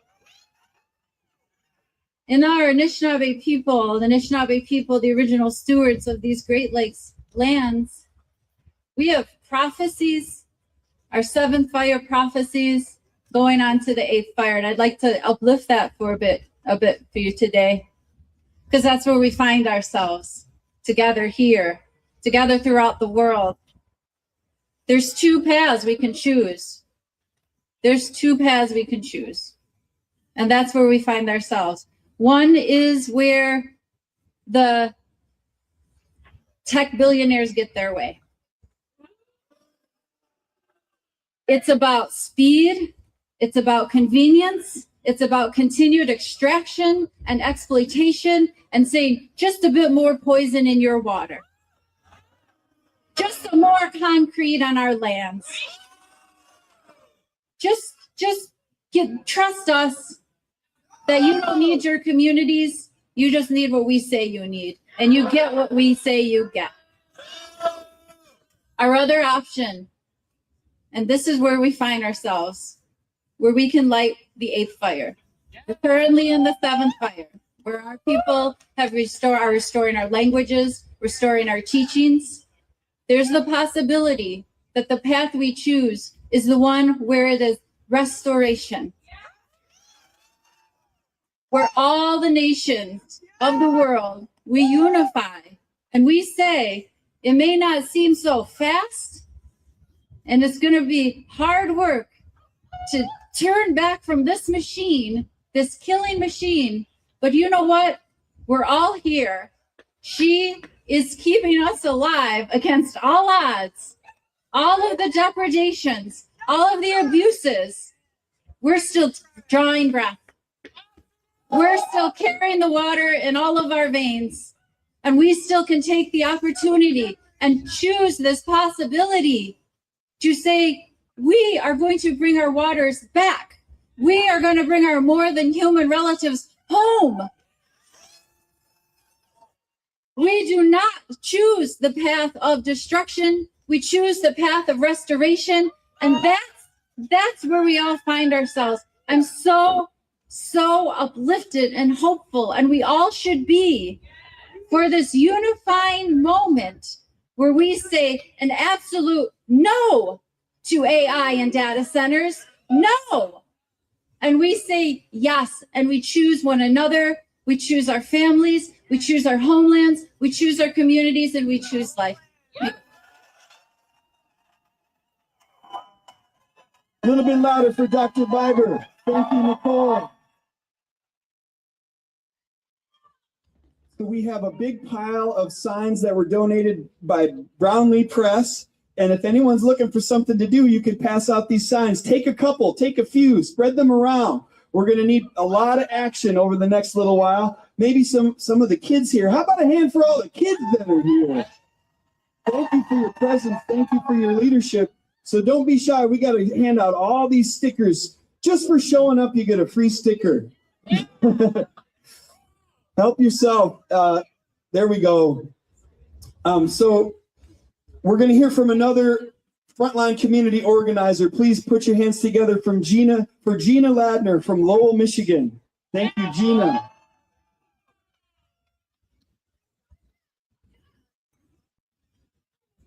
Good afternoon, everybody. I am so excited to be here.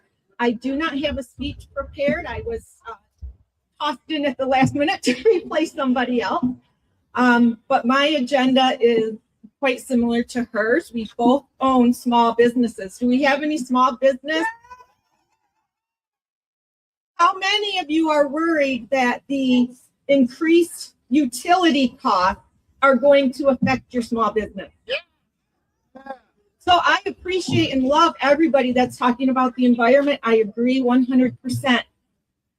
But we got to look at the effect this is going to have on our small towns. Our small town has this lovely historical district, many small mom and pop businesses in there. We have currently, I think, 4 empty storefronts now, with 1 more that'll be empty at the end of the year. Our township residents have already seen astronomical increases in both their electric and their water bill. Now, I'm paying 2 sets of utilities, 1 for my home, 1 for my small business. That's going to affect me on a personal level, but it's also going to affect all these people that I want to serve with my small business. They're not going to be able to come and shop in our beautiful small town. The data center is planned right at the highway entrance to our small town. Is that going to draw people in? Are people going to say, oh, look at Lowell, what a cute little town? And then they drive to come here and there's this big ugly data center sitting there. That's not going to help. It's not going to help our community. It's not going to help our businesses. It's just a bad situation. And that's all I have to say.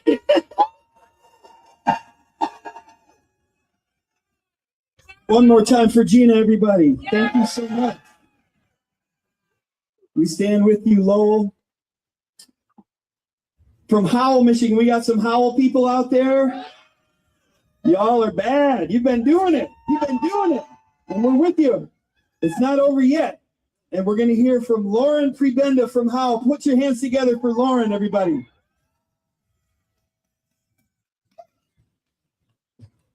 Hi, everyone. First and foremost, I'd just like to say this right here is why you don't mess with Michiganders.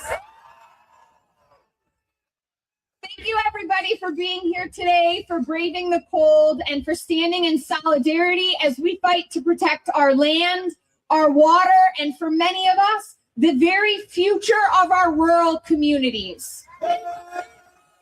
My name is Lauren Prebenda, and I'm extremely proud to use my voice today to represent the thousands of Howell and Livingston County residents who stood up in opposition to a 1,077-acre hyperscale data center proposal in Howell Township. Just for a little context, that is nearly 2 square miles. Like many others, my community was blindsided with the news of this proposal mere days before it was to be considered at a township meeting. We were provided very little information and instead were spoon-fed a sales pitch telling us that we should be elated because this is a Fortune 100 company that's committed to being a good neighbor. A good neighbor doesn't hide their identity behind the name of a shell LLC.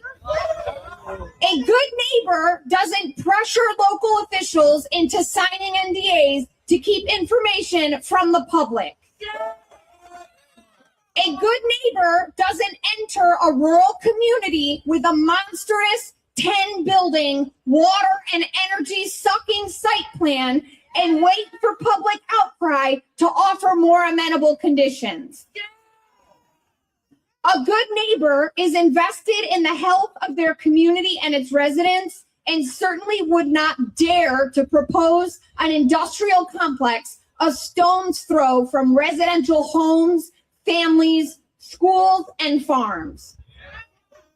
But they didn't do that because they aren't good neighbors. They are not our neighbors at all. They are multi-billion-dollar corporations with the goal of padding shareholder pockets, not protecting Michigan residents. So I'd like to make something very clear today. These data centers are a bad deal. They will continue to be a bad deal a month from now, 6 months from now, a year from now. We are not going anywhere. Our minds will not be changed, and we will not forget the politicians who chose to take the side of corporate interests over the interests of their constituents and their neighbors. Thank you. One more time for Lauren. Thank you so much. So the Economic Development Responsibility Alliance was very quick to this issue and resourced many of us with lots of information on their website. We're going to hear from their director right now. Please put your hands together for Marjorie Steele. Hi guys, is everybody staying warm? All right, I'm gonna keep this real short. I've got a message for our community organizers, which is just about everybody out here today. I wanna draw your attention to the Michigan state flag. At the heart of our flag lies the scene of a person clad in buckskin standing on a green, lush bank beside clear blue waters that are running into a larger body of water that is so large that it disappears over the horizon beneath a golden sun. Above this scene is one Latin phrase, tuebor, which means I will defend. I'd like to offer a slight amendment for our purposes here today to that phrase. I would like to change the I to we. Because when I look out here today, I don't see one person standing. I see a whole crowd, every one of you representing thousands from your communities. Representing Michiganders across political lines, across socioeconomic lines. We are here together from all walks of life because we all, every one of us and every person that we represent, we love and we all drink Michigan's water. We all breathe her same air. And we all value her habitats and her wild spaces, from our postage stamp backyards in the cities to our farmland to the Porcupine Mountains. And that is why we have all come here together today to collectively say that we will defend.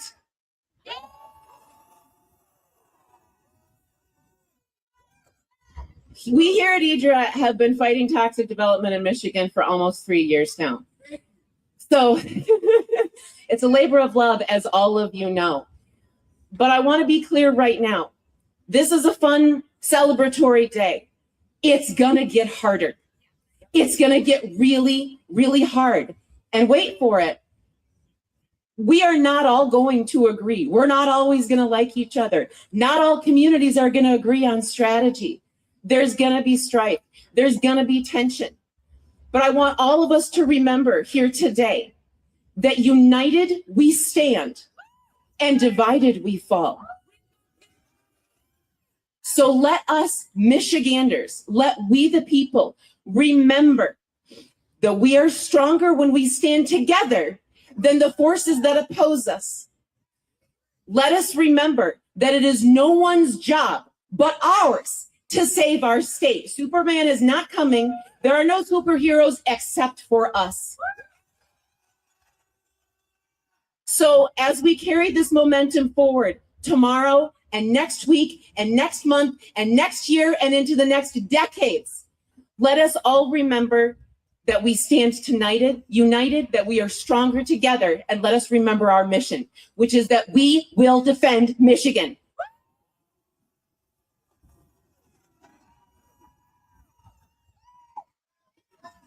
One more time for Marjorie Steele.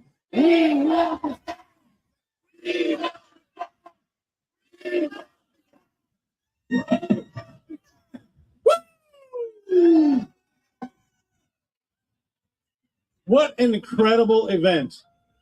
We have one speaker, who's certainly not the least. This next gentleman is going to be receiving the Climate Champion Award tonight from the Michigan Climate Action Network, which will be aired at at 7 o'clock on the Michigan Climate Action Network. And actually, this is being live streamed on there as well.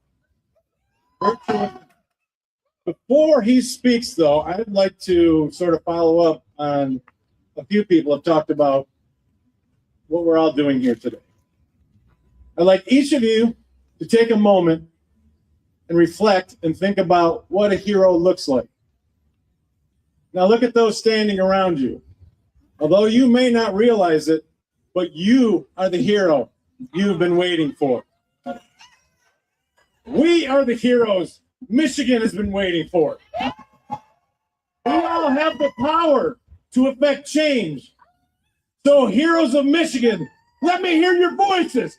We have the power. We have the power. We have the power. We have the power.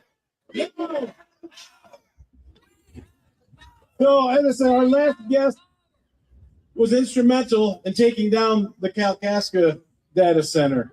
With no further ado, Mr. Seth Bernard.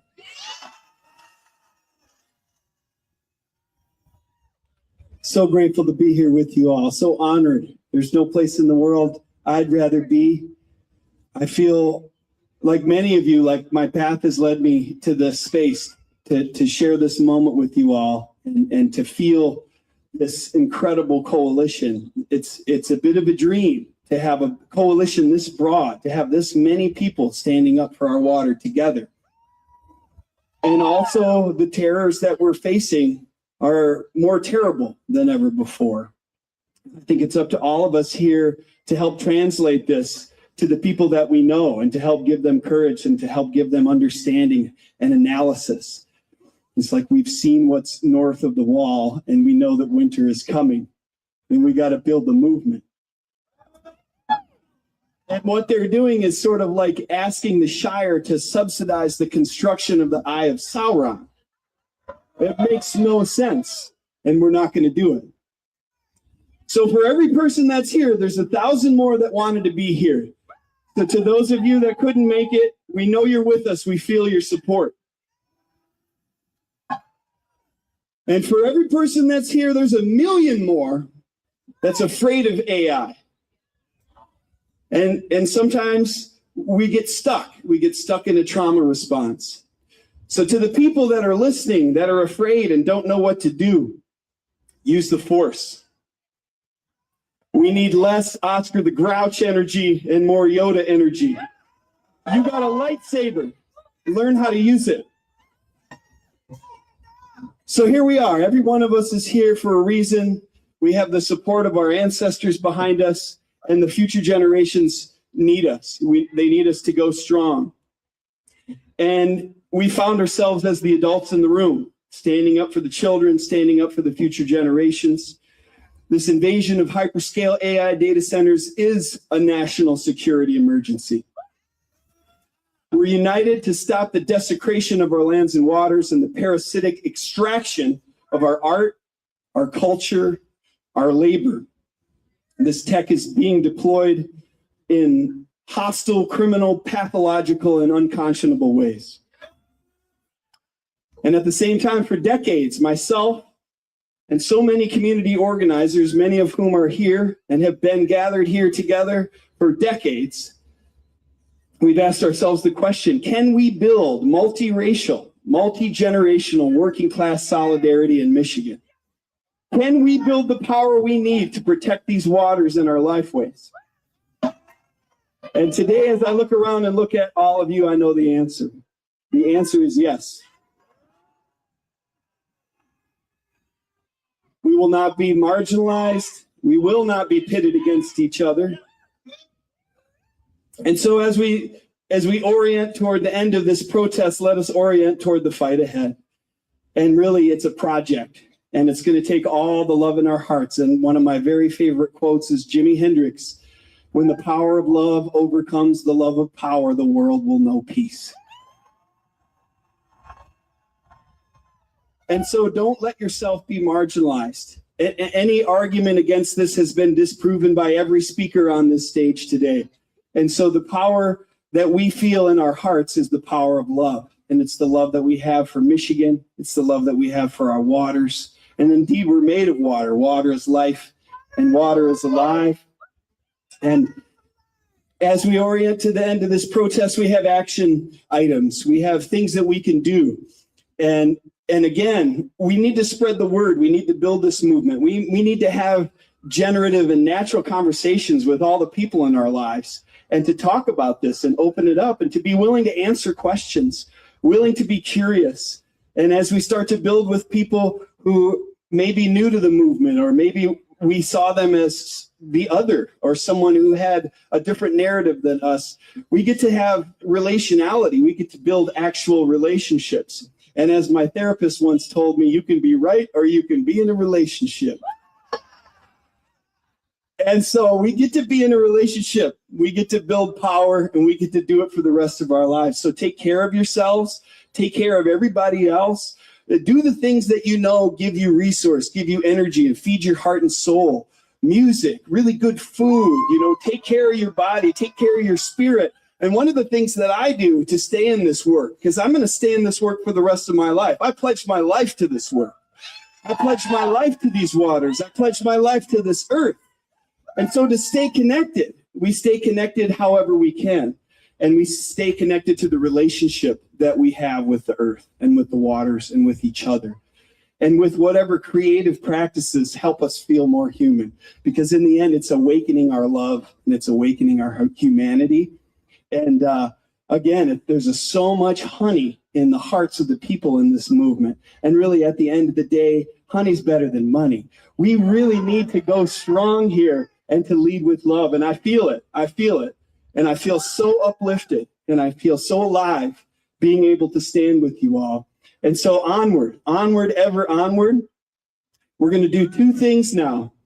We're all going to get up on stage. And as we do that, two of my favorite musicians in the world, Charlie Millard and Sam Cooper, are going to sing a brand new song to sort of let us dance and move and shake our way up here. And then we're going to give our wonderful folks in the press, thank you again so much for your journalistic integrity, for allowing the people to have their voices heard in our press. We appreciate you. Photographers, how about a big shout out and a big round of gratitude to the amazing artists at Pleasant Peninsula for their role in all of this. We got reformers working inside here who made their voices heard at this podium, who are trying to pass legislation to pass a moratorium. We got the AG who is taking a legal stance against no secret deals. We got healers here. We got resistors. All of you are resistors, and all of us get to wear all these hats, and we get to be dog lovers and cat lovers and people who pack our children's lunches too. I mean, it's really all of us. And so as we build this movement, we get to know some of the best people around. And the more I stay in this movement, the more I meet my people. So be those people, and keep your hearts open and your arms open to new people. And if they come to you with hard questions, maybe triggering questions, lean toward curiosity, lean toward an open hand. And these conversations are going to lead us where we need to go. Working class solidarity, it's happening. I see it right here. So we're all going to come up on stage, and we're going to get our picture taken. And then we're going to march around the Capitol. And we got some people on the other side of the Capitol that are doing work that we can stand for too. We got Michiganders for the Mini protesting undemocratic budget cuts that impact housing, healthcare, and schools. Right on the other side of the Capitol, working class solidarity all the way. So at this time, come on up, everybody, all of you, up on these steps with the Saline frontline organizers front and center. This is your week. And Sam Cooper and Charlie Millard.